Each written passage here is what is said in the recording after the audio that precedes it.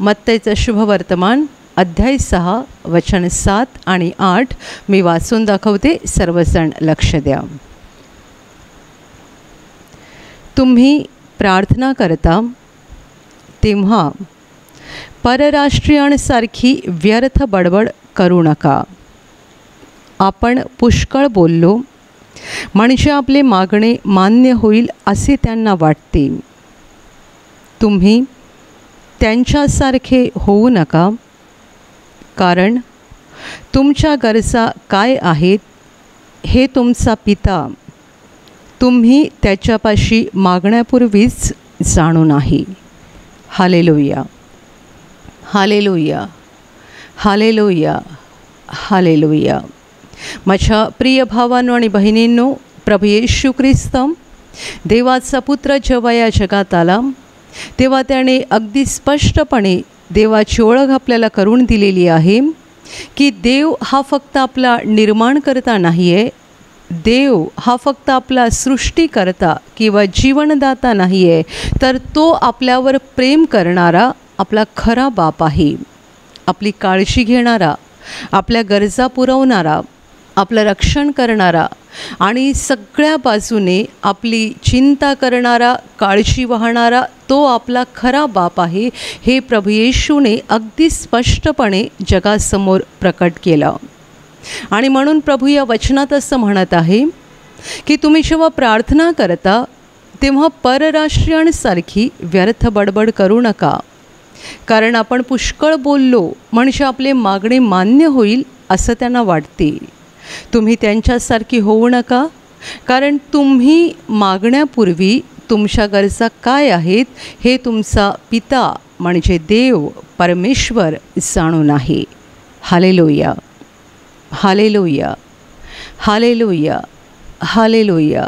माझ्या प्रिय भावांनो आणि बहिणींनो, खूप लोकांना असं वाटतं की देव आपल्यापासून कितीतरी दूर आहे आणि तो आपल्याकडे बघत नाही आहे, तो आपली व्यक्तिगत काळजी घेत नाही आहे आणि आपल्या जीवनामध्ये काय सुरू आहे हे त्याला मुळीच ठाऊक नाही आहे.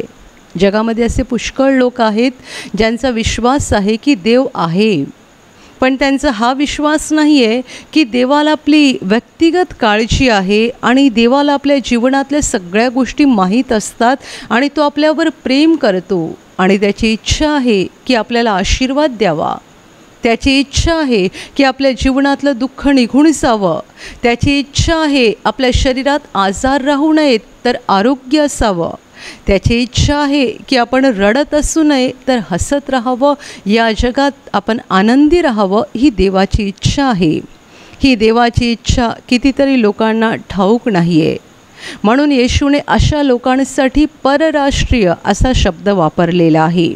परराष्ट्रीय म्हणजे देवाला खऱ्या अर्थाने न ओळखणारे, अविश्वासणारे लोक, ज्यांना देवाची खरी ओळख नाही आहे. ते जेव्हा देवाकडे मागतात किंवा प्रार्थना करतात तेव्हा त्यांच्या मनात देवाबद्दल वेगळ्या कल्पना असतात. देव आमच्यापासून खूप दूर आहे, त्याला आमच्याबद्दल काही माहिती नाही आहे आणि म्हणून ते प्रार्थना करताना खूप सारं बोलतात. येशू म्हणतोय की ते परराष्ट्रीय पुष्कळ बडबड करतात, म्हणजे खूप बोलतात, मोठे मोठे भारी भारी शब्द वापरतात, कारण त्यांना असं वाटतं की एवढं सगळं बोलल्यानंतर कुठे जाऊन देव आमची प्रार्थना ऐकेल आणि कदाचित देव आमच्या प्रार्थनेला उत्तर देईल. पण येशूने जगाला ओळख करून दिलेली आहे की देव आपला बाप आहे. ज्याप्रमाणे तुम्ही तुमच्या मुलावर प्रेम करता आणि ज्याप्रमाणे तुम्हाला तुमच्या मुलाची काळजी आहे, कळवळ आहे, तुमच्या मुलाबद्दल, तुमच्या मुलीबद्दल तुमच्या हृदयात जसा कळवळ आहे अगदी तसाच देवाला आपल्याबद्दल आहे. तुमच्या अंतःकरणात स्वतःच्या मुलांबद्दल जसा कळवळ आहे तसाच आणि त्यापेक्षा कितीतरी अधिक पटीने देवाच्या हृदयात आपल्याबद्दल कळवळ आहे. तुम्हाला वाटत नाही ना की तुमची मुलं आजारी राहावीत, मग देवाला कसं वाटेल? तुम्हाला वाटत नाही ना की तुमची मुलं परीक्षेमध्ये नापास व्हावीत, तर मग देवाला कसं वाटेल? तुम्हाला वाटत नाही आहे ना की तुमची मुलं आयुष्यामध्ये अपयशी व्हावीत किंवा त्यांच्या जीवनामध्ये दुःख असावं. कोणताही चांगला बाप किंवा चांगली आई अशी इच्छा कधीच करणार नाही की माझा मुलगा आजारी राहावा, माझ्या मुलाच्या जीवनात दुःख असावं. कोणताच चांगला बाप आणि कोणतीच चांगली आई अशी अपेक्षा आणि इच्छा धरणार नाही. देव आपला खरा बाप आहे, आपल्या देहाचा बाप आहे आणि आत्म्याचाही बाप आहे. त्याला सनातन पिता म्हटलेला आहे. तो आपला सार्वकालिक बाप आहे. जोपर्यंत आपण या जगामध्ये शरीरात आहोत तोपर्यंत तो आपला बाप आहे आणि मेल्यानंतरही तोच आपला बाप आहे. माझ्या प्रिय भावांनो आणि बहिणींनो, तो आमचा खरा बाप आहे आणि त्याच्या हृदयात आमच्याबद्दल खरं प्रेम आहे, खरा कळवळा आहे.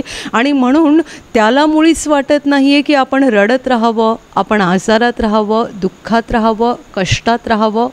आणि याचं खूप सुंदर उदाहरण आपण बायबलमध्ये बघतो की जेव्हा प्रभू येशूकडे एक कुष्ठरोगी आला आणि त्याने प्रभूला असं सांगितलं की प्रभूजी, आपली इच्छा असली तर मला शुद्ध करावयाला आपण समर्थ आहात.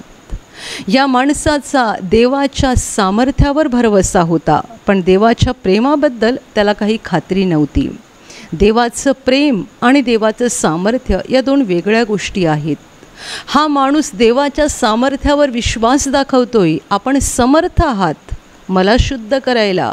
मी कुष्ठरोगी आहे, मी कोढी आहे, पण माझं कोड काढायला तू समर्थ आहेस. म्हणजे माझा तुझ्या सामर्थ्यावर विश्वास आहे की तू मला बरं करू शकतोस. तुझ्याकडे ती ताकद आहे, तुझ्याकडे ते सामर्थ्य आहे, ती शक्ती आहे की तू मला बरं करू शकतो.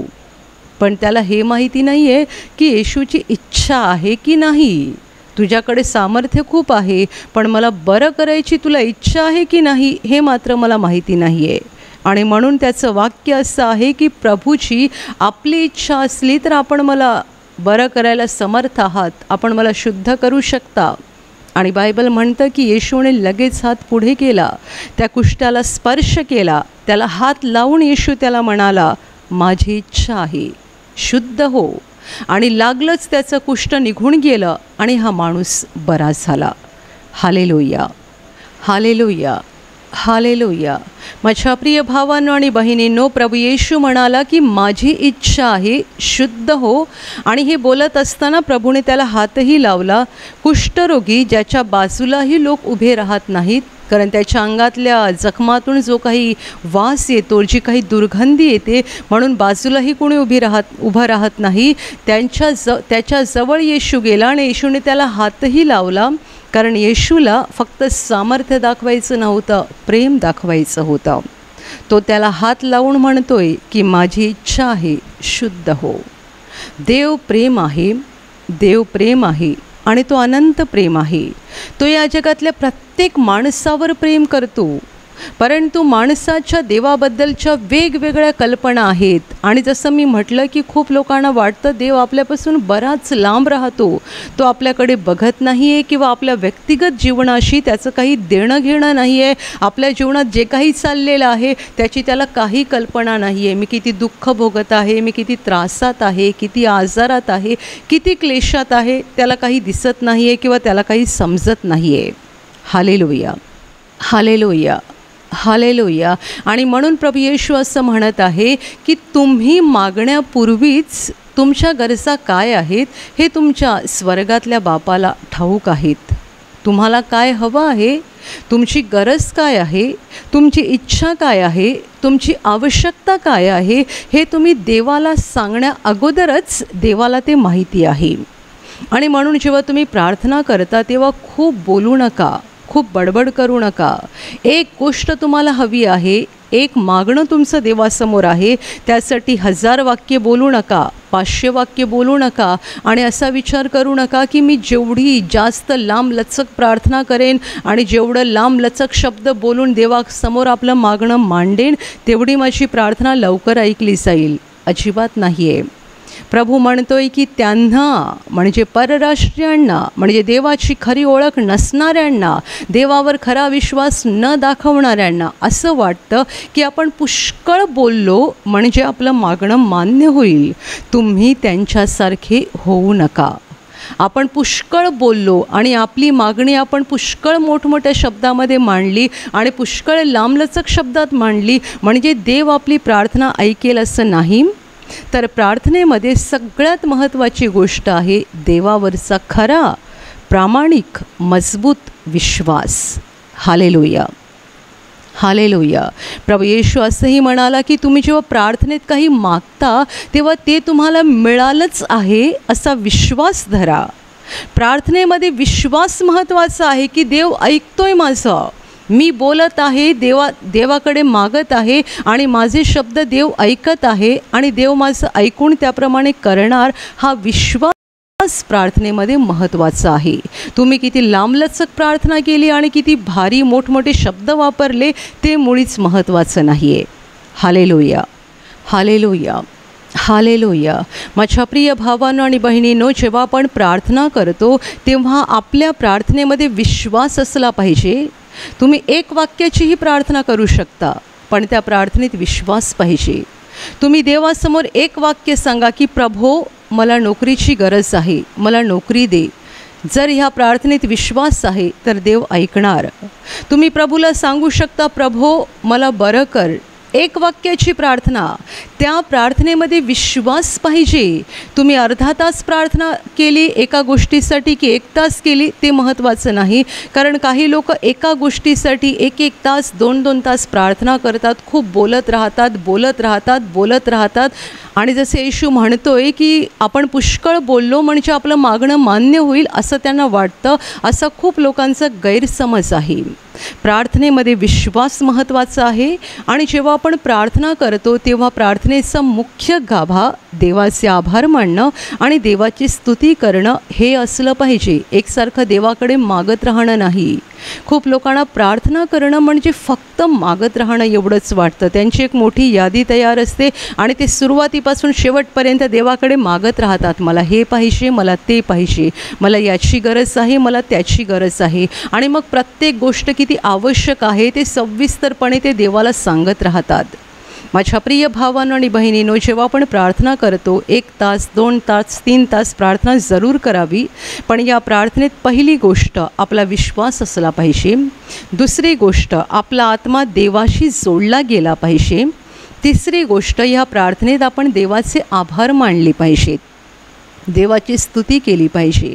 आणि तुम्ही देवाच्या सगळ्या उपकारासाठी, देवाच्या सगळ्या प्रेमासाठी आभार मानल्यानंतर तुम्ही थोडक्यात तुमची मागणी देवाला सांगा, देव ऐकणार. म्हणून फिलिप्पिकरास पत्रामध्ये संत पौल असं म्हणतोय की तुम्ही आभार प्रदर्शनासह आपली मागणी देवाला कळवा.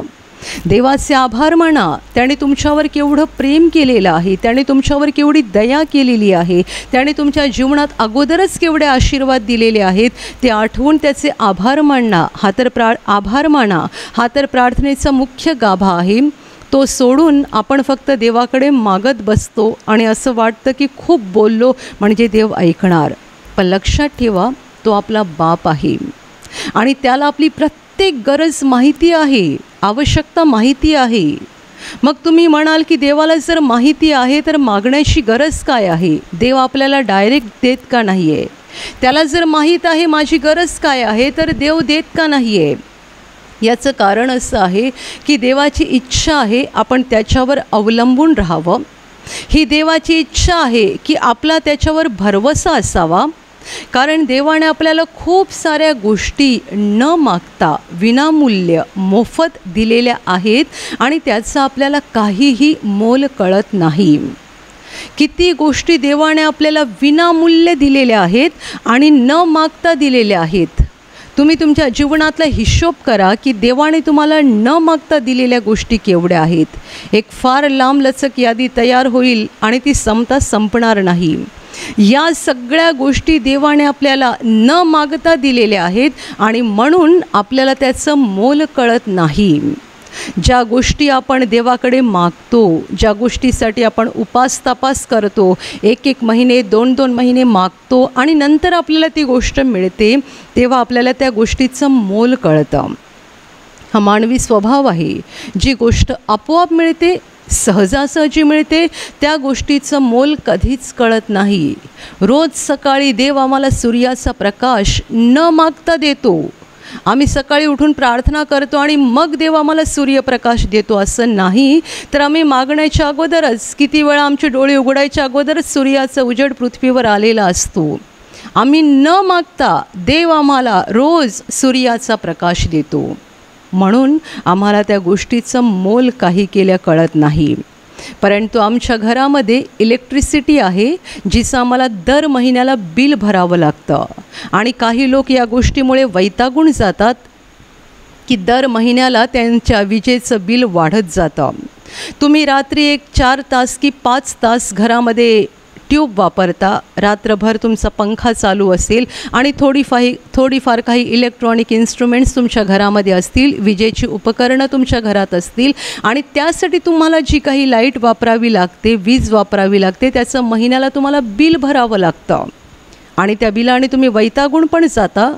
दिवसभर आम्ही देवाने दिलेला मोफत सूर्यप्रकाश घेतो, पण पूर्ण दिवसात एकदाही आमच्या तोंडातून येत नाही, हे देवा तू केवढा चांगला आहेस, की एवढा सुंदर सूर्यप्रकाश तू मला दिलेला आहेस. आणि मलाच नाही, या माझ्या सगळ्या लोकांना तू एवढा चांगला सूर्यप्रकाश दिलेला आहेस. सूर्यप्रकाश देवाची मोफत देणगी आहे, जी आम्ही न मागता रोज आम्हाला मिळते आणि म्हणून आम्हाला मोल कळत नाही. पाणी, दरवर्षी देव आम्हाला पाऊस देतो आणि पावसाद्वारे आमची गरज भागवतो. म्हणून जरा जास्त पाऊस पडला, जरा पावसामुळे आमची कामं रखडली की आम्ही पावसाला पण दोष द्यायला मागे पुढे बघत नाही. ही देवाने आम्हाला न मागता दिलेली मौल्यवान विनामूल्य अशी भेट आहे, न मागता दिलेली. आम्ही मागत नाही, प्रार्थना करत नाही, देव आम्हाला विनामूल्य देतो आणि न मागता देतो. म्हणून आम्ही कधीकधी पावसाला पण दोष देतो. आमचं एखादं काम रखडलं की आम्ही लगेच म्हणतो की या पावसाला पण आत्ताच यायचं होतं का, फुकट मिळाला ना, न मागता मिळाला ना, म्हणून मोल कळत नाही. आणि आम्ही ते फिल्टर मिनरल वॉटर विकत घेतो तेव्हा आम्हाला पाण्याची किंमत कळते. जे पाणी आम्ही विकत घेतो त्याची किंमत कळते. जे पाणी देव आम्हाला फुकट न मागता देतो त्याची आम्हाला किंमत कळत नाही. आम्ही जन्मल्यापासून आतापर्यंत प्राणवायू घेत आहोत, ऑक्सिजन, कुठे आहे किंमत? या कोरोनाच्या महामारीच्या काळामध्ये लोकांना थोड्याफार प्रमाणात ऑक्सिजनची किंमत कळायला लागली. जेव्हा कोरोनाची दुसरी लाट सुरू झाली त्यावेळेला ऑक्सिजनचा तुटवडा पडायला लागला. पण आम्हाला हवेतून फुकट देव ऑक्सिजन देतोय, विनामूल्य देतोय, पाहिजे तेवढा देतोय आणि मुख्य म्हणजे न मागता देतोय. माझ्या प्रिय भावांनो आणि बहिणींनो, खूप गोष्टी आहेत ज्या आम्ही न मागता देव आम्हाला देतो. आमच्या अवतीभोवतीचा सुंदर निसर्ग, सगळी झाडं, पक्षी, प्राणी, सगळं काही आम्ही न मागता देवाने आम्हाला दिलेलं आहे. आणि सगळ्यात महत्त्वाचं म्हणजे देवाने आम्हाला दिलेलं आमचं शरीर, या शरीरातल्या प्रत्येक अवयवाचं मोल करा. तुमचे डोळे किती महत्त्वाचे आहेत, तुमची जीभ किती महत्त्वाची आहे, तुमचे कान किती महत्त्वाचे आहेत, तुमचा प्रत्येक हात किती महत्त्वाचा आहे, तुमच्या हाताचं प्रत्येक बोट किती महत्त्वाचं आहे. किती लोकांची बोटं कुठे मशीनमध्ये अडकल्यामुळे तुटून जातात, तेव्हा त्यांना बोटाचं महत्त्व कळतं. या आमच्या हाताचं प्रत्येक बोट किती महत्त्वाचं आहे. या शरीरातला प्रत्येक अवयव, बाहेरून दिसणारे आणि शरीराच्या आत असलेले सगळे अवयव किती महत्त्वाचे आहेत. एक किडनी खराब झाली किंवा एक किडनी फेल झाली की आम्हाला कळतं की ती किडनी किती मोलाची आहे. लाखो रुपये मोजून किडनी विकत घ्यावी लागते. या सगळ्या गोष्टी देवाने आम्हाला न मागता विनामूल्य दिलेल्या आहेत.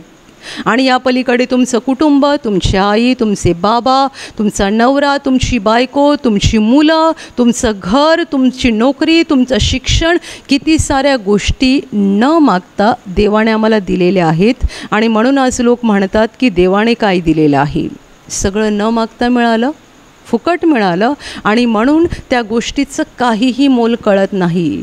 आम्ही छोटासा 2000चा मोबाईल घेतो, त्याचं पण आम्हाला मोल कळतं, पण आमचा एक डोळा ज्याची किंमत लाखात पण होऊ शकत नाही, त्याचं मोल आम्हाला कळत नाही.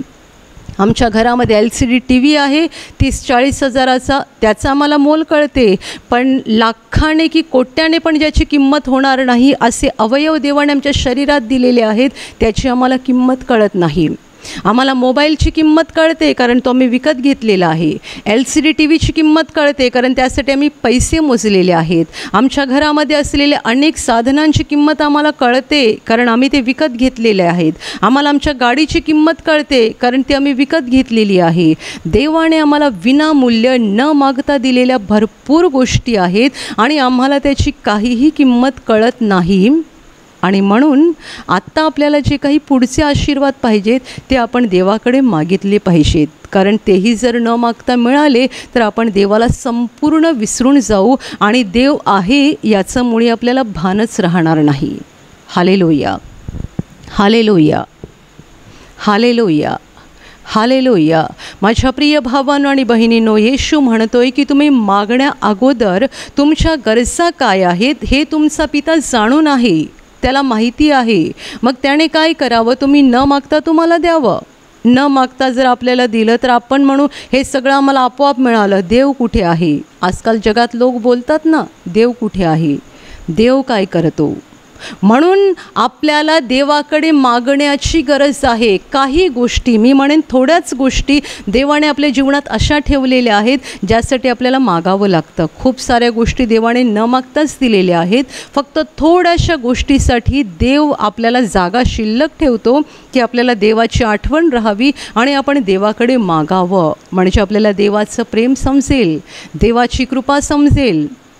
आपण वाचतो की जेव्हा प्रभू येशूला एक आंधळा भिकारी ओरडत होता, हाका देत होता आणि विनंती करत होता, हो येशू दाविदाचे पुत्र माझ्यावर दया करा, तेव्हा येशू थांबला. येशूने सांगितलं त्याला इथे आणा. त्या आंधळ्या भिकाऱ्याला जेव्हा येशूच्या जवळ आणलं गेलं तेव्हा येशू त्याला विचारतोय, मी तुझ्यासाठी काय करावं अशी तुझी इच्छा आहे? खरं तर हा प्रश्न किती विचित्र आहे. हा आंधळा आहे आणि त्याला दृष्टीची गरज आहे हे येशूला माहीत नव्हतं का? तो कशाला सांगत होता, हो येशू दावीद पुत्र माझ्यावर दया करा? का ओरडत होता? त्याला काय पाहिजे होतं? आंधळा का येशूकडे बंगला मागत असेल? आंधळा का येशूकडे गाडी मागत असेल? जमीन मागत असेल? त्याला काय पाहिजे होतं? त्याला दृष्टी पाहिजे होती, डोळे पाहिजे होते. आणि येशूला अगोदरच माहिती होतं तो का हाका मारतोय. पण तो जवळ आल्यावर येशू त्याला म्हणतोय, मी तुझ्यासाठी काय करावं अशी तुझी इच्छा आहे. तुझ्या तोंडाने बोल, तुला माझ्याकडून काय हवं आहे. तो म्हणाला, प्रभूजी मला पुन्हा दृष्टी यावी. येशूने त्याच्या डोळ्याला हात लावून म्हटलं, तुला दृष्टी येवो. आणि लगेच आंधळ्याचे डोळे उघडले आणि त्याला दिसायला लागलं. Hallelujah, hallelujah, hallelujah, hallelujah. आपण मागण्यापूर्वी देवाला आपल्या गरजा माहिती आहेत. आपण मागण्यापूर्वी देवाला आपल्या जीवनातल्या सगळ्या आवश्यकता माहिती आहेत, परंतु त्याने त्या जागा ठेवून दिलेल्या आहेत ज्यामुळे आपल्याला देवाची आठवण राहावी. कारण सगळ्याच गोष्टी जर आपल्याला न मागता मिळाल्या तर आपल्याला त्या गोष्टींचं काहीही मोल कळणार नाही.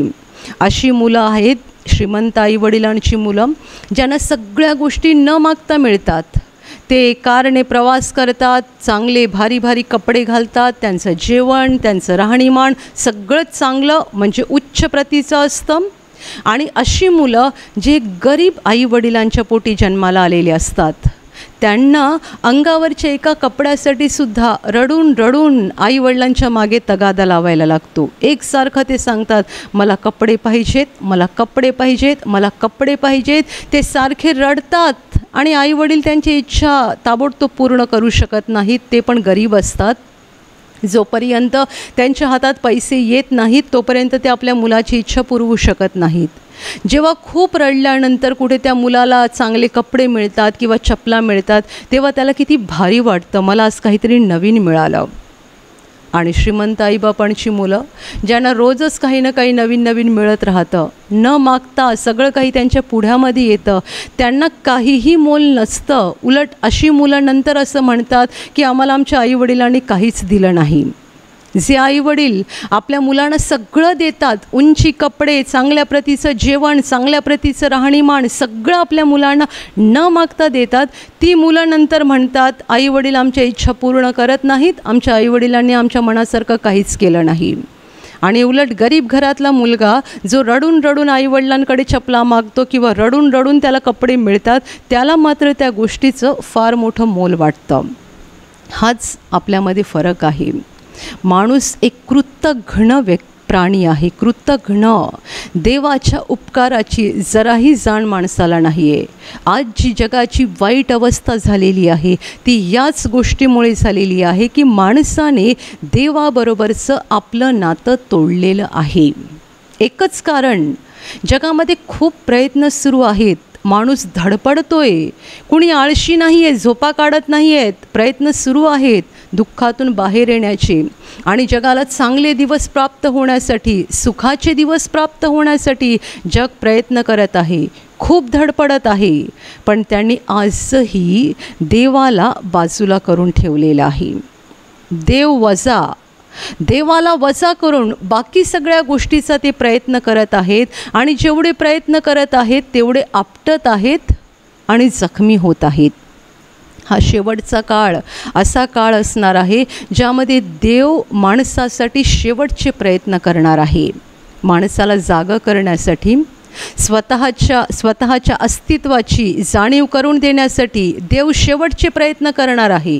आणि म्हणून आपण बघतोय जगाची अवस्था बिकट झालेली आहे. परंतु माणसांची हृदय अधिकाधिक कडक होत चाललेली आहेत देवासाठी. देवाच्या बाबतीत लोकांची हृदय अजून कडक व्हायला लागलेली आहेत आणि लोक देवाकडे वळायला तयार नाही आहेत, देवासमोर नम्र व्हायला तयार नाही आहेत. आपला निर्माणकर्ता आहे, आपल्याला जीवन देणारा आहे, आपण आपोआप जगात आलो नाहीत, हे सगळं जग आपोआप बनलेलं नाही आहे, तो आहे बनवणारा आणि तो आपल्यावर प्रेम करतो. या गोष्टीवर विश्वास ठेवायचाच नाही आहे. आपली बुद्धी, आपली अक्कल, आपली ताकद वापरून जिंकायचं आहे, विजयी व्हायचं आहे, पुढे जायचं आहे. देवाला मात्र बाजूला करून ठेवलेलं आहे. आणि म्हणून जगाची वाईट अवस्था आहे आणि ही वाईट अवस्था अधिकाधिक वाईट बनत जाणार आहे. जेवढे नम्र बनतील, देवाकडे वळतील, ते आशीर्वादित होतील आणि विजयी होतील. जे देवाकडे वळणारच नाहीत आणि आपली बुद्धी आणि आपली ताकद मिरवत राहतील आणि आपल्याच बुद्धीच्या जोरावर विजयी व्हायचा प्रयत्न करतील, त्यांना क्षणभर वाटेल की आम्ही विजयी झालो, पण दुसऱ्या क्षणाला लक्षात येईल की आपण सपशेल फेल झालेलो आहोत. ते पडणार आहेत, कोसळणार आहेत आणि पार उद्ध्वस्त होऊन जाणार आहेत. Hallelujah, hallelujah, hallelujah, hallelujah. माझ्या प्रिय भावांनो आणि बहिणींनो, देव आपल्यावर प्रेम करतो. देवाला आपली काळजी आहे. आपण त्याच्या समोर आलं पाहिजे, त्याच्याशी आपलं नातं घट्ट तयार केलं पाहिजे, घट्ट. आपण देवाच्या सहवासात राहिलं पाहिजे. आपले कान, आपले डोळे, आपलं हृदय आपण देवाकडे लावलं पाहिजे.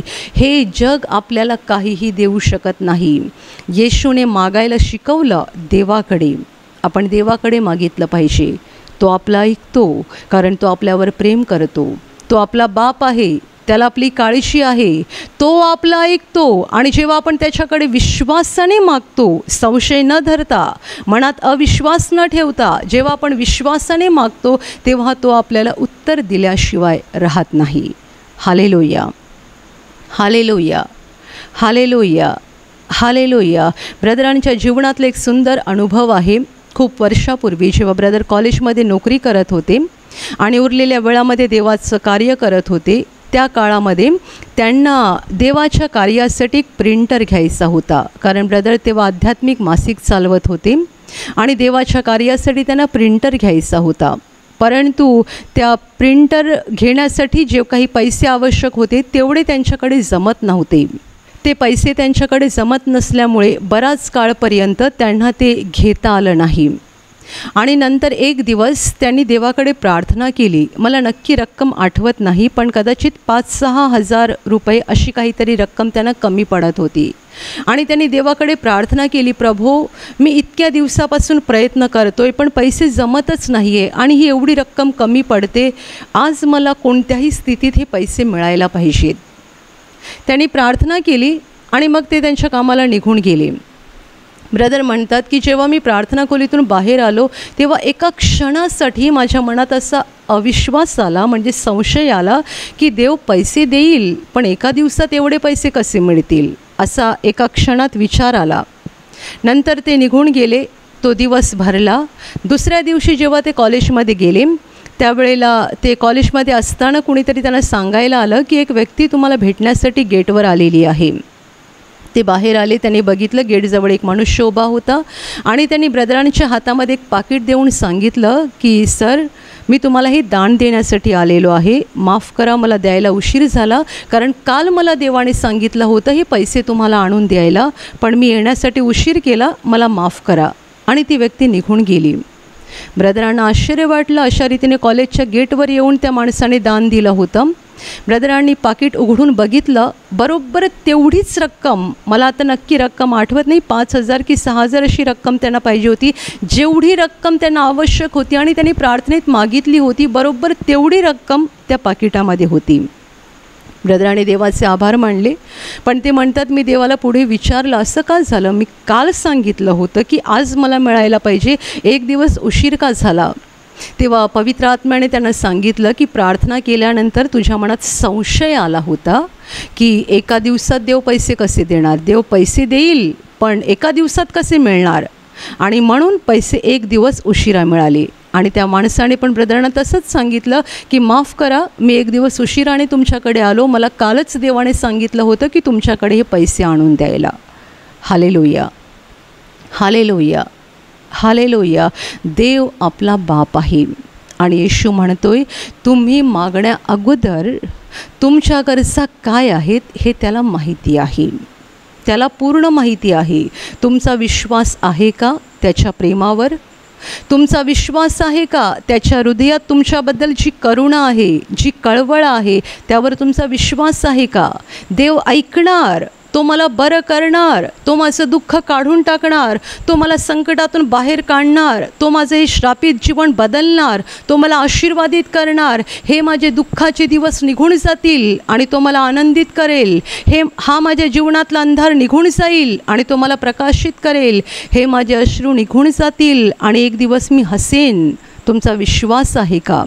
तुम्ही जेव्हा प्रार्थना करता तेव्हा त्या प्रार्थनेत विश्वास आहे का तपासा, कारण विश्वासाविना केलेली प्रार्थना काहीही काम करत नाही. बायबलमध्ये याकोबाने त्याच्या पत्रात लिहून ठेवलेलं आहे की जो कोणी अविश्वासाने देवाकडे येतो, अविश्वासाने काही मागतो, त्याने आपल्या मनात असं समजू नये की मला देवाकडून काही मिळेल. जर प्रार्थनेमध्ये विश्वास नसेल तर आपली प्रार्थना म्हणजे पोकळ शब्द आहेत जे काहीच काम करत नाहीत. अविश्वासाची प्रार्थना आपल्या तोंडातून निघते आणि तिकडेच राहते. विश्वासाने केलेली प्रार्थना इथे थांबत नाही, वर स्वर्गामध्ये पोहोचते आणि त्या प्रार्थनेचं उत्तर दिल्याशिवाय देव राहत नाही, कारण देव आपल्या हृदयातला विश्वास पाहून आनंदित होतो. Hallelujah, hallelujah, hallelujah. माझ्या प्रिय भावांनो आणि बहिणींनो, या कठीण काळात आपल्याला विश्वासात वाढत जायचं आहे.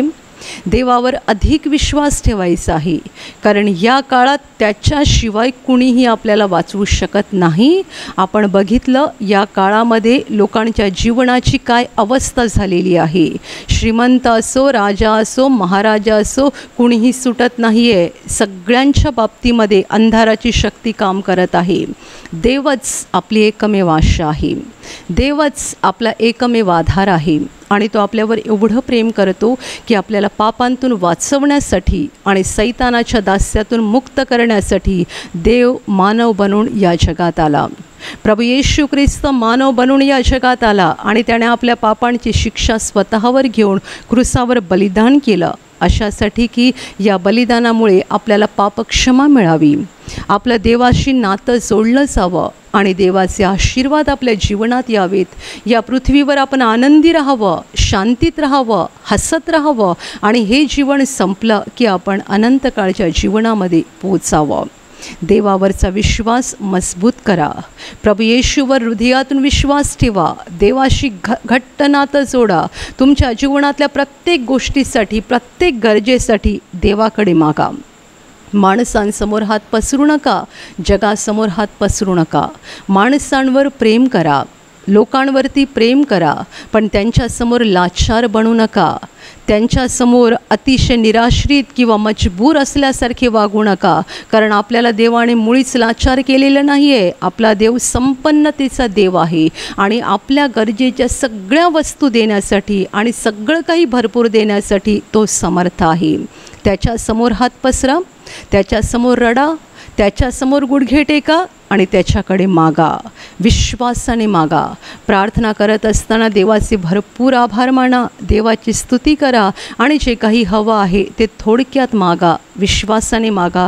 देव तुमची प्रार्थना ऐकेल, उत्तर देईल आणि देवाने तुमच्या प्रार्थनेला उत्तर दिल्यानंतर तुमचं अंतःकरण आनंदित होईल.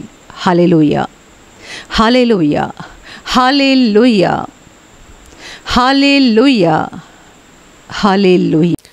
आणि आता मी तुमच्यासाठी प्रार्थना करणार आहे. पूर्ण विश्वास ठेवा की प्रभू येशू एका क्षणात तुम्हाला स्पर्श करून बरं करेल. एका क्षणात तो तुमच्या जीवनातलं दुःख काढून टाकेल, कारण प्रभू आजही जिवंत आहे. 2000 वर्षांपूर्वी तो देहरूपात या जगात होता. आज देहरूपात नाही आहे, पण आत्म्याच्या रूपाने आहे. आणि जिथे जिथे लोक त्याच्यावर विश्वास ठेवतात आणि विश्वासाने त्याला हाक मारतात, तिकडे तिकडे तो त्यांच्या अगदी जवळ असतो, त्यांना बरं करायला, त्यांना आनंदित करायला आणि त्यांना सैतानाच्या हातातून सोडवायला तो नेहमीच तयार असतो. म्हणून विश्वास ठेवा, प्रभू इथे आहे. तो तुम्हाला स्पर्श करेल आणि तुमचं जीवन बदलून टाकेल. जिथे तुम्हाला आजार आहे तिथे विश्वासाने हात ठेवा आणि तिथे हात ठेवणं शक्य नसेल तर छातीवर हात ठेवा. प्रभू येशूच्या नावाने या क्षणाला तुमच्या शरीरातले सगळे आजार नष्ट होत, प्रभू येशूच्या नावाने तुमच्या जीवनातील सगळी दुःख निघून जावोत. सैतानाची सर्व कामं तुमच्या घरातून आणि तुमच्या कुटुंबातून प्रभू येशूच्या नावाने पूर्णपणे नष्ट होत. सर्व शुद्धात्म्यांनो, प्रभू येशूच्या नावाने मी तुम्हाला आज्ञा देत आहे, या क्षणाला यांना सोडून निघून जा आणि पुन्हा त्यांच्यात शिरू नका. प्रभूचं महान सामर्थ्य तुमच्यावर येऊ, पवित्र आत्मा तुमच्यावर येऊ, पवित्र आत्म्याचा आनंद तुमच्या जीवनात येऊ, पवित्र आत्म्याची शांती तुमच्या हृदयात येऊ आणि तुमचं जीवन स्वर्गीय प्रकाशाने भरून जावो. आमेन.